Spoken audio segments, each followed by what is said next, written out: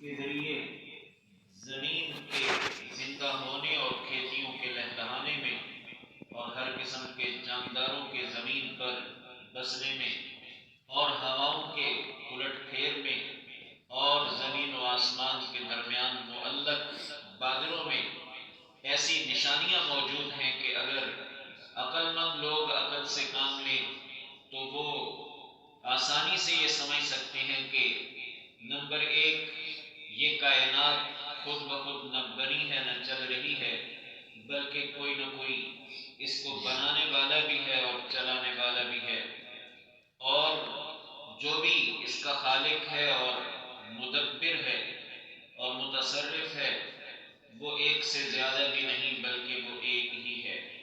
اگر غور و فکر کریں تو یہ بات سمجھنا کچھ بھی مشکل نہیں۔ چنانچہ حقیقت یہی ہے کہ کائنات کی ایک ایک چیز پکار پکار کے یہ کہہ رہی ہے کہ میں کسی کی مخلوق ہوں، میرا کوئی خالق ہے اور خالق بھی یکتا ہے۔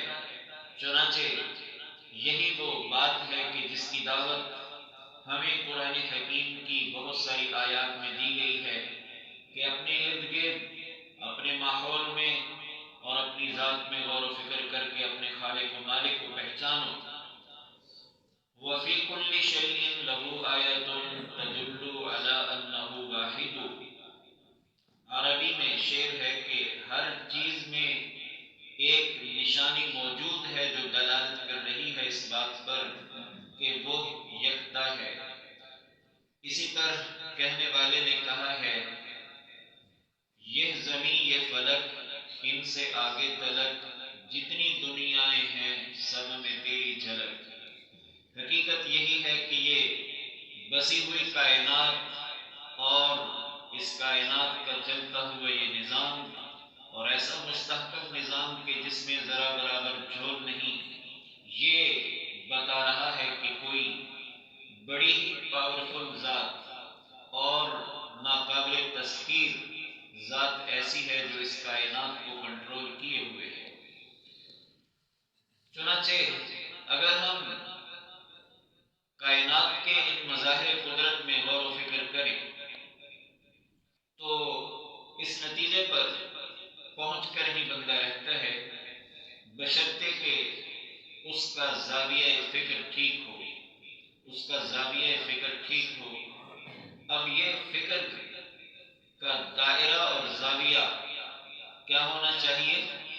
تو اس سلسلے میں جہاں تک دائرے کی بات ہے تو ہمیں ایک حدیث پاک سے رہنمائی ملتی ہے، رسول اللہ صلی اللہ علیہ وسلم نے ارشاد فرمایا، لا تتفکروا فی اللہ، تفکروا فی آلاء اللہ ولا تتفکروا فی اللہ، کہ اللہ کی قدرت کے جو مظاہر ہیں، نشانیاں ہیں، ان میں تو غور و فکر کرو لیکن اللہ کی ذات میں غور و فکر نہ کرنا۔ فَإِنَّكُمْ لَن تَقْدِرُوا قَدْرَهُ، اس لیے کہ تم اللہ کی ذات کا اندازہ لگا ہی نہیں سکتے۔ تو کائنات میں جو اللہ کی قدرت کی نشانیاں ہیں ان میں غور و فکر کر کے اللہ کو پہچاننا ہے۔ یہ ہے ہماری فکر کا دائرہ۔ اللہ کی ذات ہماری فکر کا دائرہ نہیں، وہ اس دائرے سے باہر ہے۔ اور دوسرا زاویہ نگاہ، زاویہ فکر کیا ہونا چاہیے؟ تو اس سلسلے میں یہ بات کہی گئی ہے کہ کافر ہے کہ آفاق میں گم ہے، کافر کی یہ پہچان کہ آفاق میں گم ہے، مومن کی یہ پہچان کہ گم اس میں ہے آفاق۔ اور اس سے ہمیں یہ بات معلوم ہوتی ہے کہ ایک کافر جب ان مظاہر قدرت میں، کائنات میں بکھری ہوئی اللہ کی قدرت کی نشانیوں میں غور و فکر کرنے نکلتا ہے تو انہی میں کھو کے رہ جاتا ہے۔ اور اگرچہ کتنا بڑا سائنسدان ہو اور ماہر فلکیات ہو، لیکن وہ انہی کو سب کچھ سمجھ بیٹھتا ہے اور انہی میں کھو کے رہ جاتا ہے، مخلوق میں ہی کھو کے رہ جاتا ہے، لیکن مخلوق میں سے گزر کہ خالق تک رسائی حاصل نہیں کرتا، آفاق میں گم ہو کے رہ جاتا ہے، رب الآفاق تک نہیں پہنچتا، خالق آفاق تک نہیں پہنچتا، مالک آفاق تک نہیں پہنچتا۔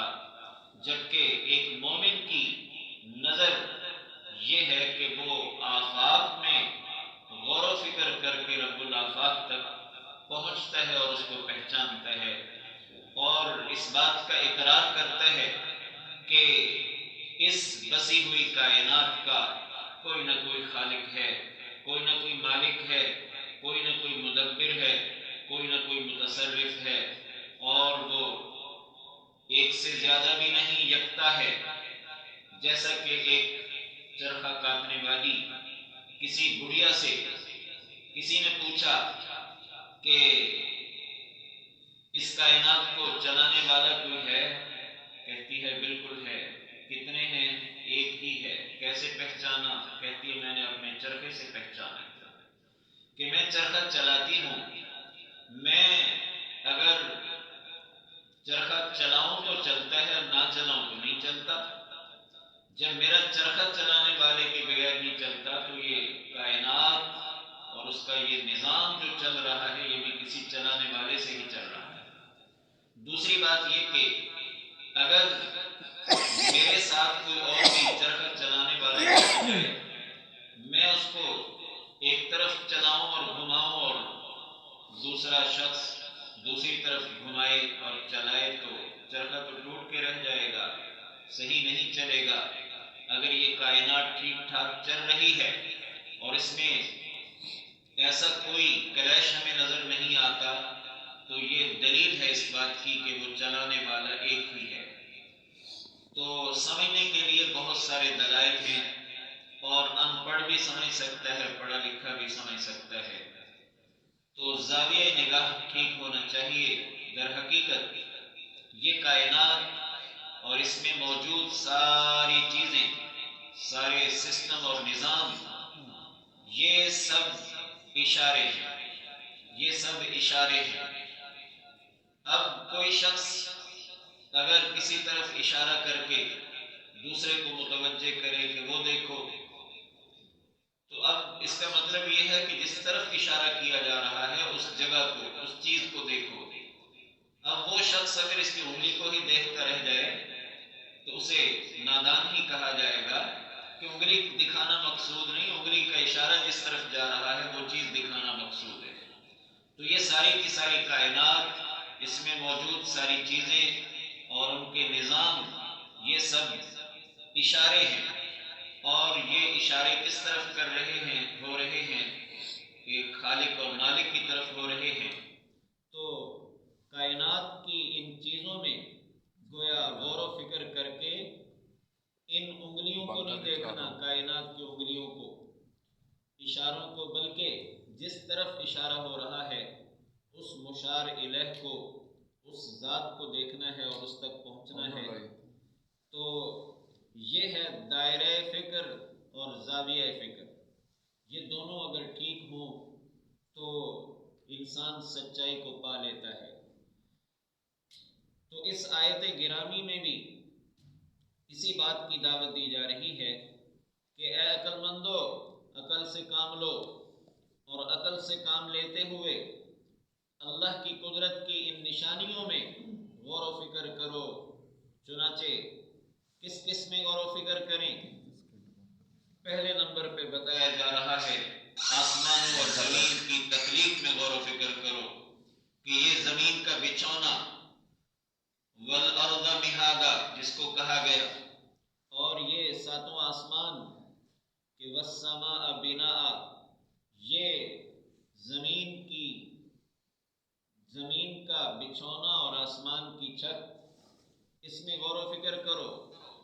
اور پھر یہ ایک آسمان نہیں بلکہ 7 آسمان، اور قرآن حکیم کا اسلوب و انداز یہ ہے کہ زمین و آسمان بول کر عام طور پہ پوری کائنات مراد لی جاتی ہے، اور پورا نظام فلکیات۔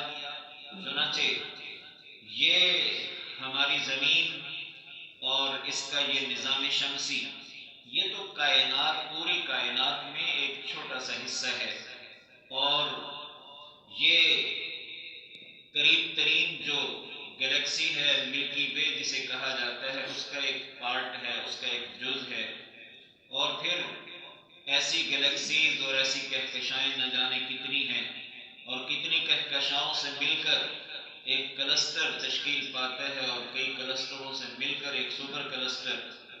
اتنا وسیع نظام ہے یہ فلکیات کا، اور ان میں سے ایک چیز کا فاصلہ دوسری چیز سے اتنا زیادہ کہ اس کے لیے ہمارے جو پیمانے ہیں فیل ہو جاتے ہیں، یہ کلومیٹر اور مائلز کے. اس کے لیے نوری سال کا پیمانہ وضع کیا گیا ہے کہ روشنی کی رفتار سے اگر سفر ہو اور ایک سال میں کتنا سفر طے ہوگا، تو نوری سال کے حساب سے فاصلے بتائے گئے ہیں کہ فلاں سیارہ فلاں سیارے سے اتنے نوری سال کے فاصلے پر، اور فلاں سے اتنے نوری سال کے فاصلے پر. بڑے فاصلے ہیں اور بہت بڑا نظام ہے، اور یہ سارا نظام پکار کے یہی کہہ رہا ہے کہ کوئی ہے جو اس نظام کو چلا رہا ہے، دیکھ رہا ہے، اور ہر چیز کو اس نے ایک لیول پہ رکھا ہوا ہے، اور ایک سیارے کا دوسرے سیارے سے فاصلہ اور ان کی آپس میں جو کشش ثقل ہے وہ اللہ نے ایسی بیلنس کر رکھی ہے کہ ہر چیز اپنے مدار کے اندر گھوم بھی رہی ہے اور ایک دوسرے سے ٹکرا نہیں رہی، اور یہ سارا نظام قائم ہے. تو اس لیے زمین و آسمان کی اس تخلیق میں واختلاف اللیل والنہار، اس کا ایک مفہوم یہ ہے کہ رات اور دن کے یکے بعد دیگرے آنے میں، کہ رات جا رہی ہے دن آ رہا ہے، دن جا رہا ہے رات آ رہی ہے. یہ جو آنکھ مچولی چل رہی ہے دن رات کی، اس میں غور و فکر کرو. اور اختلاف اللیل والنہار کا دوسرا مفہوم یہ ہے کہ رات اور دن کے مختلف ہونے میں، سائز کے لحاظ سے، موسم کے لحاظ سے. چنانچہ کبھی رات چھوٹی ہے دن بڑا ہے، اور کبھی رات بڑی ہے دن چھوٹا ہے. علامہ ابن کثیر نے بڑی عجیب تعبیر یہاں اختیار کی ہے. کہتے ہیں کہ دن رات ایک دوسرے سے قرض لیتے دیتے ہیں، کہ موسم سرما میں گویا رات دن سے کچھ حصے کا قرض لے رہی ہے جو موسم گرما میں واپس کر دیتی ہے، اور دن رات سے موسم گرما میں کچھ وقت کا قرض لے لیتا ہے جو موسم سرما میں واپس کر رہا ہے. تو یہ قرض کے لین دین کا سلسلہ اس رات دن کے درمیان جاری ہے. پھر یہ کہ رات اور دن کے مختلف ہونے میں یہ بھی شامل کیا گیا ہے کہ یہ موسموں کا فرق، کبھی گرمی ہے، کبھی سردی ہے، کبھی درمیانہ موسم ہے، کبھی برسات ہے، کبھی بہار اور کبھی خزاں ہے. تو یہ سب جو رات دن کے الٹ پھیر سے موسم تشکیل پا رہے ہیں، اور رات اور دن کا سائز مختلف ہے. پھر یہ کہ ایک علاقے میں موسموں کے فرق سے اور گویا دنوں کے فرق سے رات دن کا سائز مختلف ہونا یہ الگ چیز، اور علاقے کے فرق سے دن اور رات کا سائز مختلف ہونا ایک اور اللہ کی قدرت کا ایک پہلو، کہ ایک علاقے میں دن اور رات کا سائز کچھ ہے اور دوسرے علاقے میں کچھ ہے. تو یہ سب بتا رہا ہے کہ کوئی ہے جس نے یہ نظام قائم فرما رکھا ہے. اسی طرح والفلک التی تجری فی البحر بما ينفع الناس، کہ وہ کشتیاں، وہ بحری جہاز کہ جو سمندر میں چلتی ہیں اور پانی کی سطح پر اتنے بھاری بھرکم وزن کے ساتھ چلتی ہیں، اور پانی کی صفت ہے ڈبونا، لیکن اس بھاری بھرکم وزن کو یہ پانی اپنی پشت پر تیرا رہا ہے. تو یہ بھی اللہ کی قدرت کی نشانی ہے. وما انزل اللہ من السماء من ماء، پھر یہ بارشوں کا نظام کہ اللہ تبارک و تعالی آسمان سے بارش نازل کرتے ہیں. عربی میں السماء کا اطلاق جیسے آسمان پر ہوتا ہے، بلندی کی طرف موجود ہر چیز پر ہو جاتا ہے. لہذا وما انزل اللہ من السماء من ماء کا یہ مطلب ضروری نہیں کہ بارش آسمان سے برستی ہے، بلکہ آسمان کی طرف بلندی پر جو بادل ہیں وہ بھی اسی میں شامل ہیں. اور یوں سمجھیے کہ اللہ تبارک و تعالی نے پانی کی یہ ٹینکیاں آسمان کے نیچے فضا میں معلق کر رکھی ہیں، اور یہ بھاری بھرکم ٹینکیاں اللہ کے دیے ہوئے نظام کے مطابق معلق بھی ہیں، اور جہاں اللہ تبارک و تعالیٰ کا حکم ہوتا ہے وہاں تک یہ سفر بھی کرتی ہیں، اور جہاں اللہ کا حکم ہوتا ہے وہاں برستی ہیں۔ اور پھر بارش برسنے میں اللہ کی قدرت کی ایک نشانی یہ بھی ہے کہ اتنا فاصلہ ہے ان بادلوں کا زمین سے کہ اگر بغیر رکاوٹوں کے وہاں سے قطرے کی شکل میں بھی پانی برسے لیکن آئے پوری رفتار سے تو ہماری برداشت سے باہر ہوگا، ریوالور کی گولی کا کام کرے گا۔ لیکن اللہ تبارک و تعالیٰ نے اس بارش کے برسنے میں رستے میں کئی سپیڈ بریکرز لگا رکھے ہیں، اور اس کے ذریعے بارش کا برسنے والا قطرہ جو ہے وہ نارمل رفتار میں ہو کر زمین پر پہنچتا ہے، جس سے ہمارے لیے بھی قابل برداشت ہے، زمین کی سطح کے لیے بھی قابل برداشت ہے، اور زمین پر بسنے والی دیگر مخلوقات کے لیے بھی۔ تو یہ بادلوں کا یکدم نہ کھل کے گویا پانی نیچے گر پڑنا بلکہ قطروں کی شکل میں برسنا، اور قطرے بھی ایک مناسب رفتار میں کر کے، یہ اللہ تبارک و تعالیٰ ہی کا دیا ہوا نظام ہے۔ پھر یہ کہ سمندر سے بخارات کا اٹھنا اور ان کا اوپر پہنچنا، تو یہ جو پانی کا سرکل ہے یہ بھی غور و فکر کرنے کی چیز ہے۔ تو یہ ساری اللہ کی قدرت کی نشانیاں آیت میں جو بقیہ مظاہر قدرت کا بیان ہے اس پر انشاءاللہ بات کل کے درس میں آئے گی۔ حاصل یہی ہے کہ ہمیں اس بات کی دعوت دی جا رہی ہے کہ اگر وَإِلَٰهُكُمْ إِلَٰهٌ وَاحِدٌ، تمہارا معبود بس ایک ہی معبود ہے، یہ جاننا ہو پہچاننا ہو تو اس رخ پر ذرا غور و فکر کر کے دیکھو کہ معبودیت کے لائق وہی ذات ہو سکتی ہے جو اس کائنات کی خالق بھی ہو، مالک بھی ہو، مدبر بھی ہو، متصرف بھی ہو، نفع نقصان کی مالک ہو۔ اور وہ ذات اگر کائنات میں تم غور و فکر کرو گے تو خود بخود سمجھ میں آ جائے گا کہ ایک ہی ذات ہے، اللہ ہی کی ذات ہے۔ اللہ تبارک و تعالی ہمیں اس ذاتیہ فکر کے ساتھ اپنے ماحول میں اور اپنی ذات میں غور و فکر کر کے اپنے خالق کو پہچاننے کی توفیق عطا فرمائے۔